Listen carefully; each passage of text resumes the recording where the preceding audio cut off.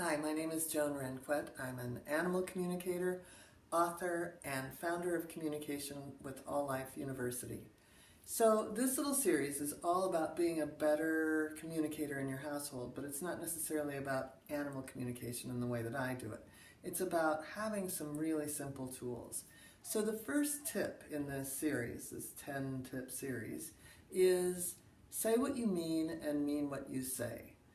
So I'm going to tell you a story about what we normally do. What we normally do is we say something like, okay, get off the couch to the dog, and the dog gets off the couch, but in our mind we're thinking, oh, when I turn around, he's going to get back on the couch. So guess what the dog does? Gets back on the couch.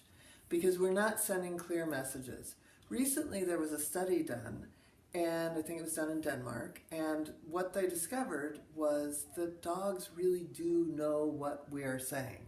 Not only do they know what we're saying, but they process it on both sides of their brain. So they get what we're saying, they understand some words. They might not understand words like never mind, but they would understand the feeling behind it, the dismissal of whatever it was you were talking about. But strictly speaking, they understand what we're saying. And then they also understand the feeling behind it. So they understand things like, no with a great amount of frustration. They're getting the words and they're getting the feelings. Well, what is telepathy? Telepathy is the transference of pictures, words, and feelings. This study is awesome because it proves that animal communication is working all the time. So when you are at home and you're trying to get your animal to do something, you've really got to be clear. You want to picture it because we do know that they pick up on our pictures. You want to say it and you want to convey a feeling that would make them want to do it to begin with. So I encourage you this week to really practice with being a really good sender.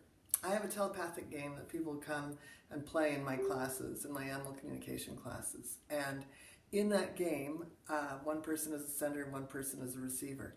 And it's really easy to see right off the bat how many people are not great senders. And it's not anything, to be ashamed of. It's just that we aren't trained to be great senders. We live in a really ADD world. So being a good sender is the best thing you could be. So it really is mean what you say and say what you mean.